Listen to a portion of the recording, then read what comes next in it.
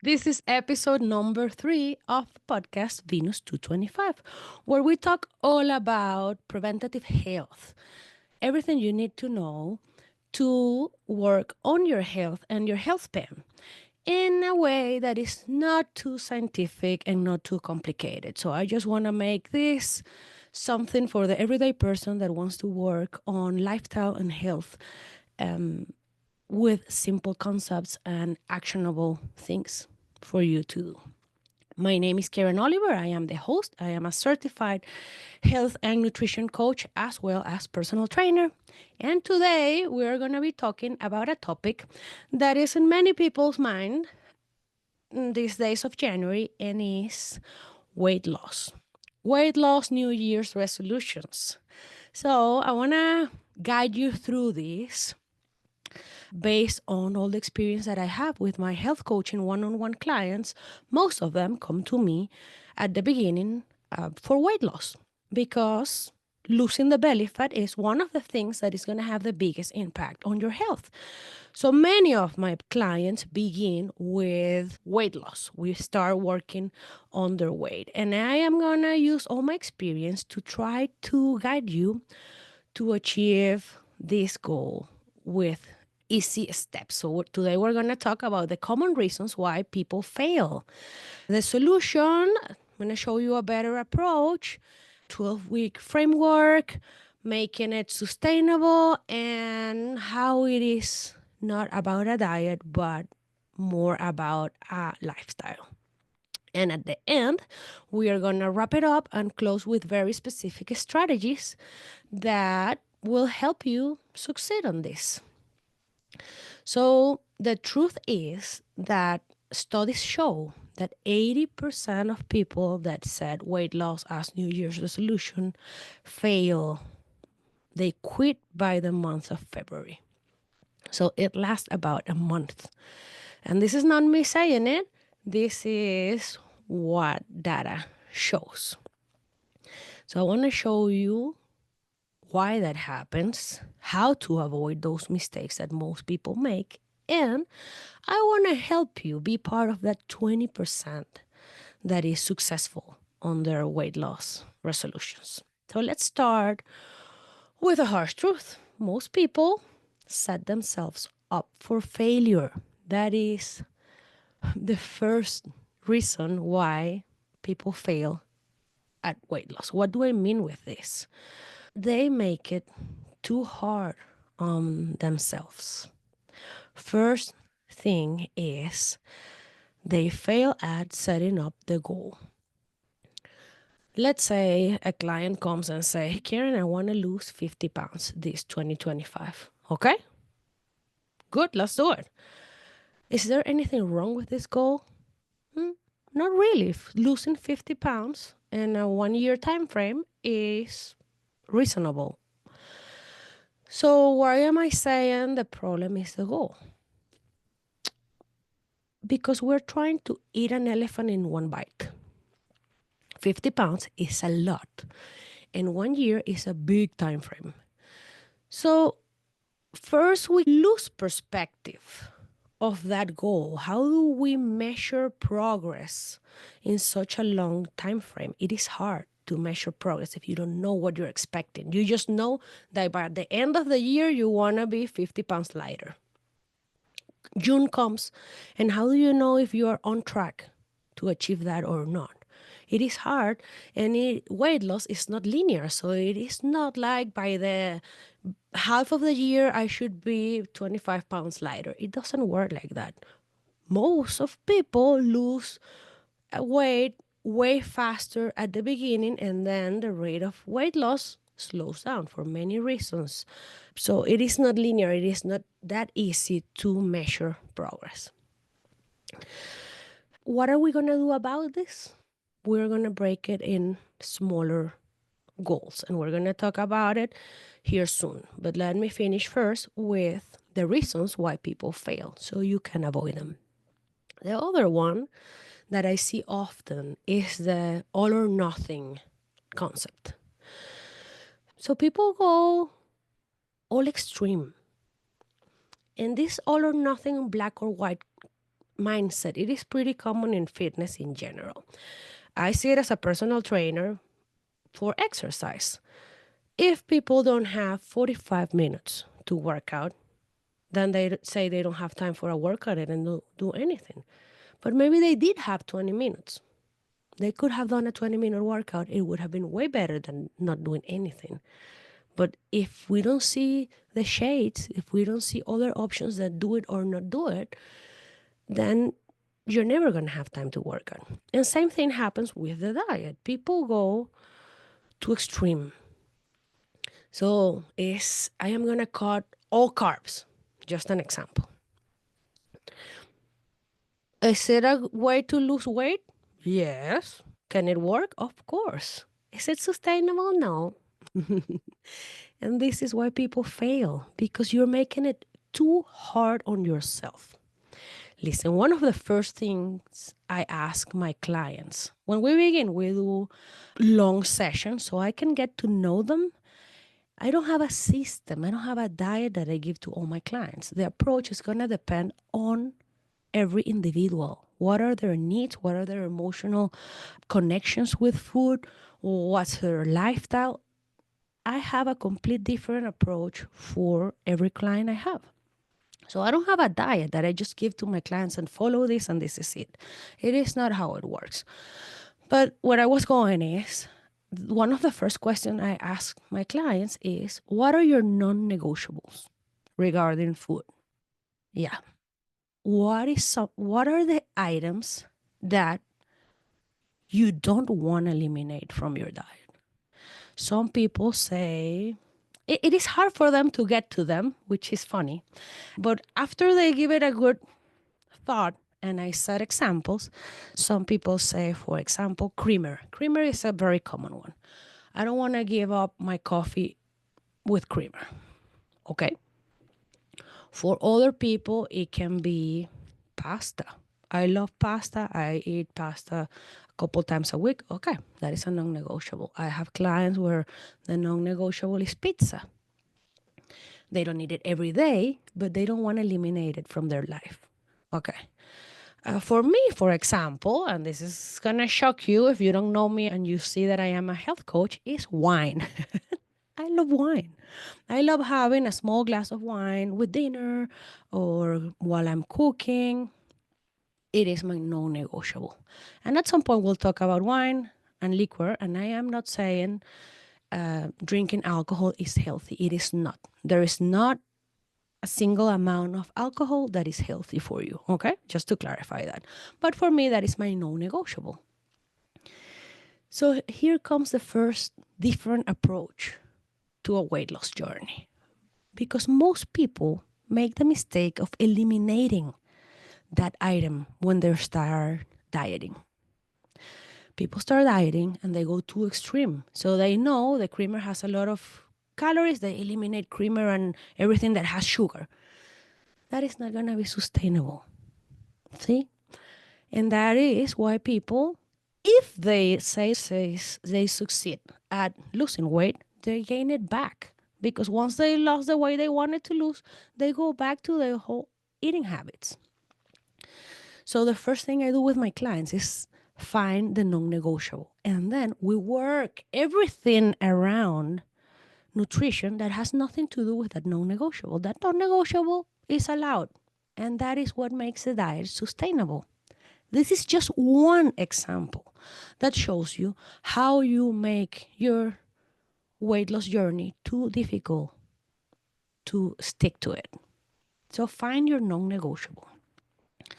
Other reasons why people fail, like I said, is going too extreme, cut all carbs, exercise 2 hours a day. Well, if you have a deficit of 1,000 calories a day based on exercise, are you going to lose weight? Yes.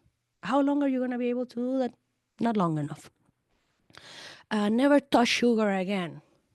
Okay, we're going to talk about this approach, how to completely change it. The other reason that I see often is lack of a specific actionable step. Having a goal is like having a destination without a map.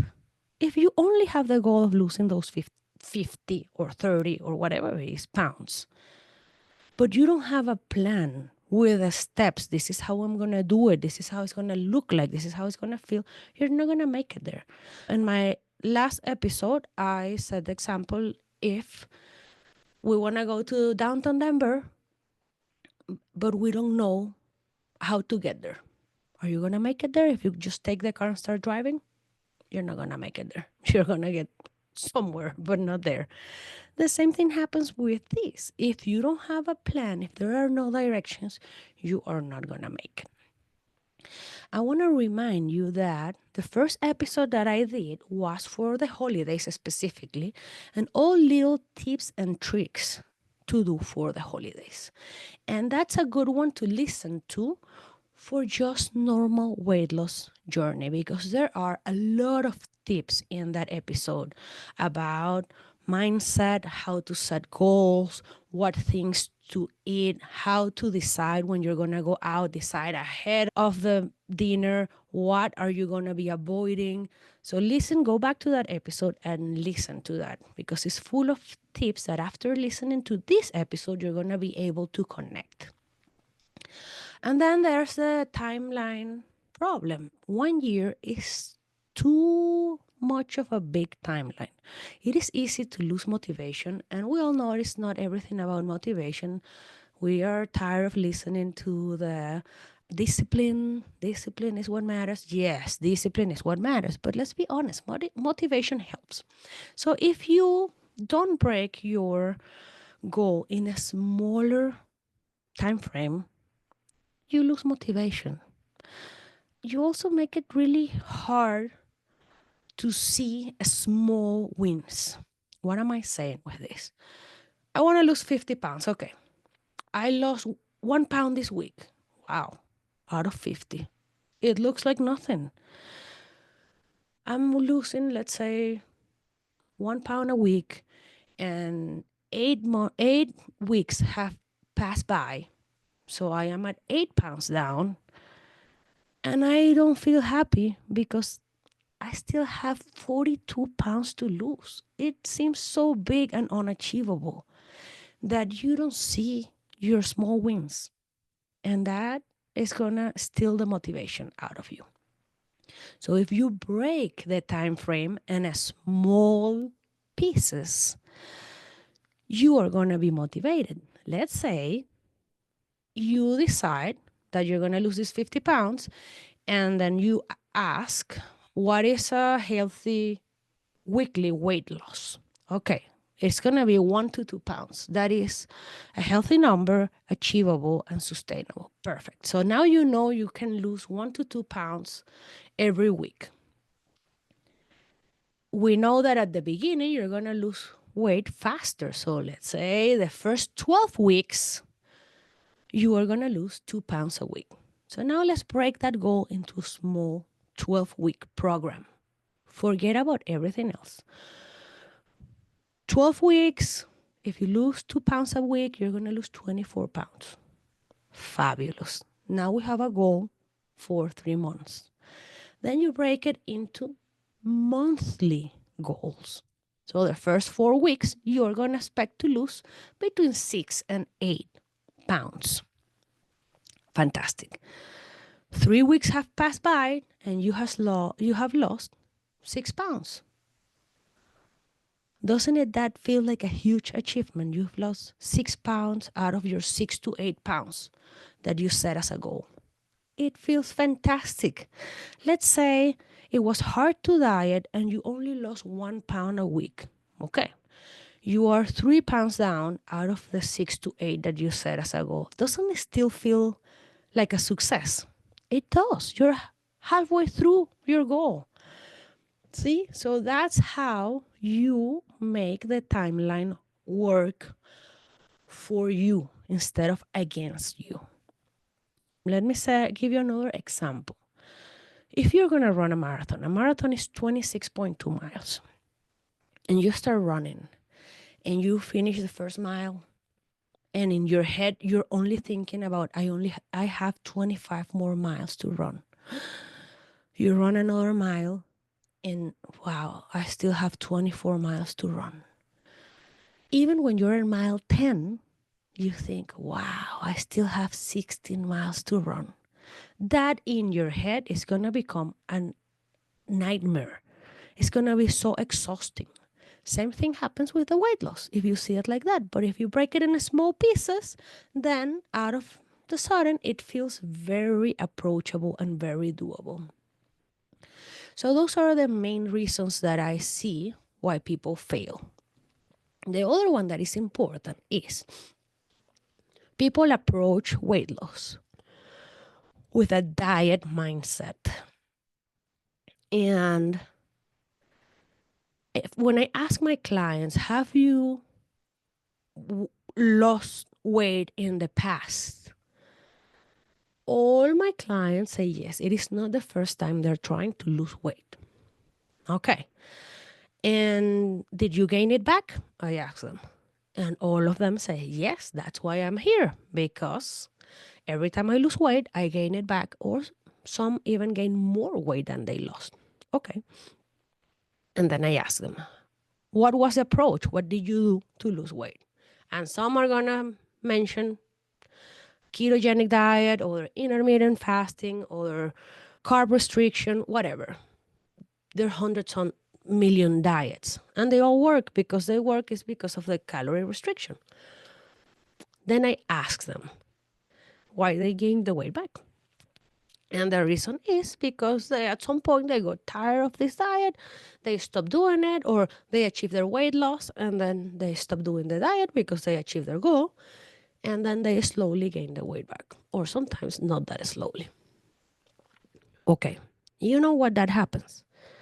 That happens because nothing changed within them in that process. So if I want to lose 10 pounds and I go on whatever diet, I lose my 10 pounds. And once I lose them, I go back to exactly the way I was eating before. I am going to gain the weight back because the way I was eating before is what made me gain those 10 pounds. How did I gain the 10 pounds to begin with? Eating the way I was eating.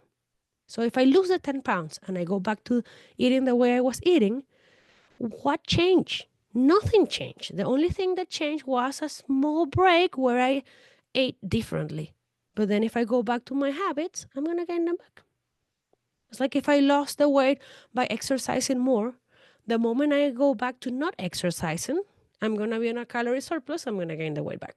Does that make any sense to you? What I do is I work on the person. I don't work on the diet. I don't give them a diet. All the work they do with me is make changes within themselves so their lifestyle changes. They're not on a diet ever again. And they don't gain the weight back because they change the way they eat. They change the way they live their life. They change sustainable lifestyle habits. And that is the key to succeed at this. So now I am starting to share with you the framework that I use with my clients. Let's go over a little bit more in depth through all of this. The 12-week program is breaking the goal in 12-week mini goals. Like I told you before, if you do a whole year, you're going to lose perspective of it. I like 12 weeks, but you can decide to do whatever you want. And when we break it like this, I set a 3-month goal and I forget about the rest of the weight loss. So if in 3 months I'm going to lose 20 pounds and my total goal was to lose 50, I completely forget about the other 30. We don't think about it. We don't talk about it. It doesn't mean you're not going to go for it. But for now, we are concentrating only on that. And then we break it in weeks. That's the reason why I see my clients every week at the beginning, because the beginning is harder. I'm getting to know them and there's more work to do. But once we have our, let's say, system set up for that specific individual, we start meeting every 2 weeks because you don't need to make changes every week. But at the beginning, you do. So you go first week, what are the changes that I'm going to do? And just choose small changes instead of going all out and eliminating everything. For example, and the week one, I am going to change my carb-based breakfast for a protein breakfast. So instead of eating cereal or bagels, I am going to have eggs and turkey bacon with a toast. See? Easy. I am not changing anything else. That's the only thing I change was the breakfast. I am making it healthier. I am adding protein, and I am probably cutting calories without the intention of cutting calories. Week one passed by, that was easy, and then you add week two, I'm going to add another change.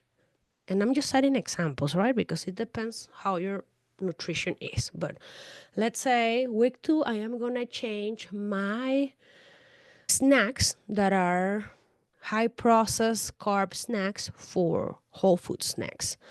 So in my snacks, I'm going to have carrots, celery with hummus. I may have a hard-boiled egg, a piece of cheese. See, another good change. Healthier, less calories. And that's how you start changing. Then the following week, I am gonna, let's say your diet is very high in carbs. Okay, I am gonna change some of my highly processed carbs and my meals for vegetables, which are still carbs, but they're healthier carbs on more fiber. Okay, and that's how you set a plan with achievable goals that are going to take you towards your main goal in an easy way. That's how you make it sustainable, progressive changes. The other a rule for my clients, with this one is very important, is I tell them on day one of the rules is you're never gonna be hungry. Dieting or eating or weight maintenance, it is not about being hungry. That's another of the reasons why people fail. You should not be hungry, even if you're on a weight loss journey. For that, you need to eat healthier food because let's say I eat 500 calories of chicken breast or I eat 500 calories of plain pasta. If I eat just the plain pasta, in an hour I'm going to be hungry because it's so easy to digest, it's carbs, it goes, I'm hungry. If I eat the 500 calories of protein, I am not going to be hungry in 4 hours. See where I'm going with never be hungry. What's going to help you to never be hungry is not to eat more. It is to eat the right type of food that is not going to let you be hungry so quick. Then there's the 80-20 rule, very important, and I apply it for everything in life, is that 80% of the time I do what I know I need to do to get to my goals. And the other 20% of the time, I enjoy life. I enjoy some flexibility. So 80-20 rule for a weight loss journey would be 80% of the time I eat based on the goals I set, and 20% of the time I'm going to allow myself some treats. I'm going to allow myself to go to a restaurant on the weekend with my family. And I am going to order dessert if I really want it because the rest of the week I didn't have any sweets. So it's okay to have dessert. Some people call it cheat meal. I don't love the concept of the cheat meal, and I think it's not about the wording. It is not about flexible meal sounds better than cheat meal because I'm not cheating. It's not about that. The concept around cheat meal is that you go all nuts and you eat everything and whatever amount it is because it's your cheat meal, your one opportunity to eat this. The difference with the flexible meal is that you're still inside your weight loss parameters. You're still working towards weight loss. So if I'm going to go to a restaurant, I'm going to eat something very caloric, greasy, and unhealthy, that is going to be my flexible meal, but I'm not going to eat it all. I'm going to ask for a box and pack half of that because I still work on my health. I still don't want to eat that whole unhealthy meal. See, it is different. It is a different approach. If I'm going to eat a dessert, I'm probably going to share it with someone instead of eating the whole dessert because it's a cheat meal. See, I am just being more flexible. I am not getting out of my weight loss or lifestyle parameters. I hope that makes sense the way I explain it. Then we have weekly check-ins. It is important to check, how am I doing in this goal? And so every Sunday or once a week, you sit down and you do a review of your progress. And this would be my sessions with my clients. That happens every 15 weeks. One of the things I ask them is, what are you struggling with regarding nutrition? So where is it getting hard? Or what food items are you really missing that you think is not sustainable, that you're not going to be able to stay away from them for the rest of your life? And then we do little swaps around this, because some food items are going to come to our attention that were not part of the non-negotiable list. So some people set as non-negotiable pizza. I'm setting an example. And then when we go through our sessions, they say, you know what I'm struggling with? I'm struggling with the dressings for the salad. I am used to whatever brand dressing, and now I'm only using olive oil and vinegar, and this is like, I can do it for now, but this is not going to be sustainable. Oh, okay.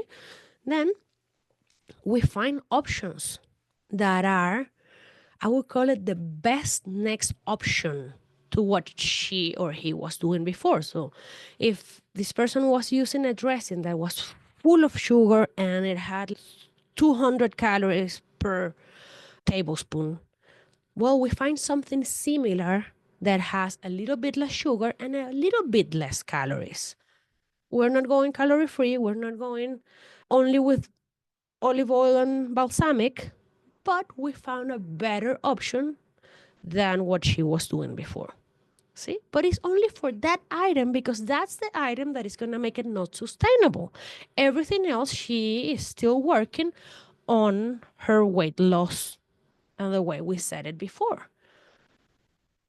So you have to do these weekly checkups and not wait for the moment when it gets so difficult that you go into a binge or that you completely abandon your diet. And you see, how much weight am I losing? And how does that stand compared to the goal that you set? Let's say I'm losing only 1 pound a week instead of 2. That was my expectation.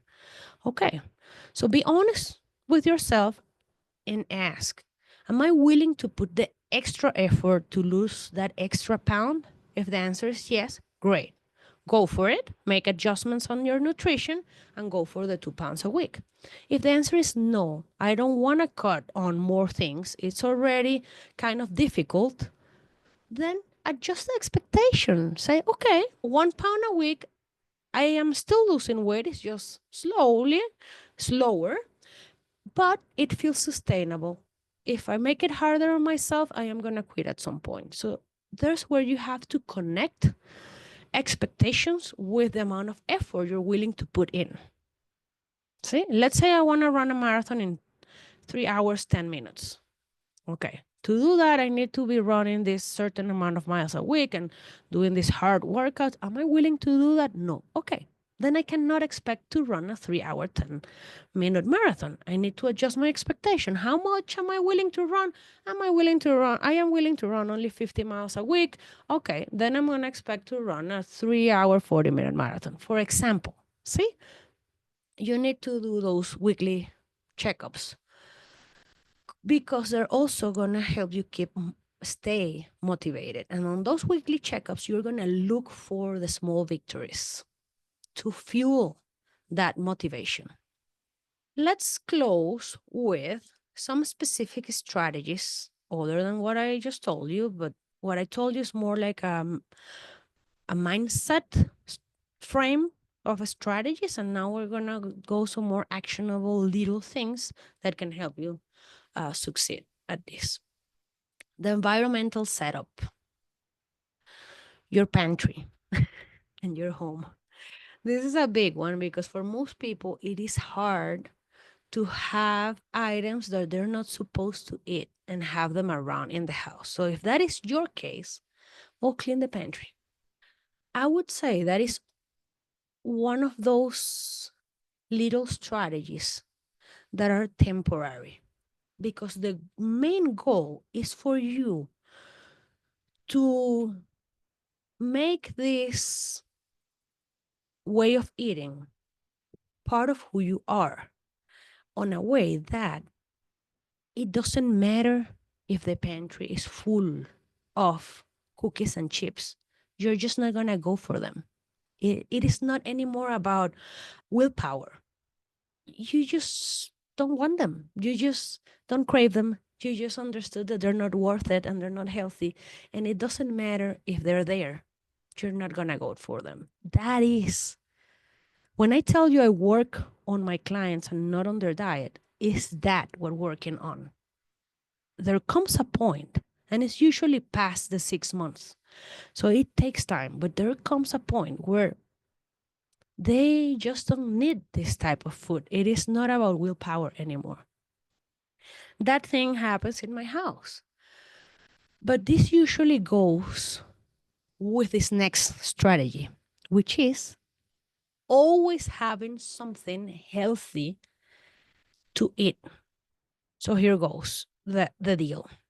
If I make it home and I'm starving and I open my fridge, usually I'll have in my fridge already cooked chicken breast, already cooked red meat, already eggs that are already hard boiled. If I make it home and I'm starving, I can grab any of those things and make a quick, healthy, and delicious meal in a minute. Now, if I make it home and I don't have any of that, and I open the pantry and it's full of chips and cookies, and you mentioned it, what am I going to eat? What is in the pantry? Because it's what's there and I'm hungry and I don't have time to make a whole healthy meal. See? Now, if I had this healthy option, I am not going to go for the chips because they're just not appealing anymore. But if I don't have the healthy option, I am going to go for them because I'm hungry and there's nothing else.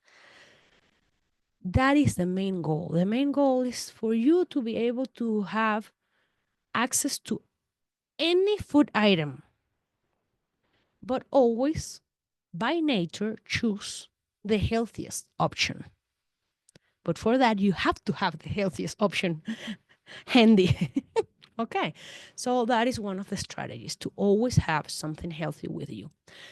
Things that I hear from my clients often when I ask them, how are you doing? It's, oh, I was doing great, but the other day I went out to run some errands and it took all day long and I ended up eating McDonald's because I had nothing to eat with me.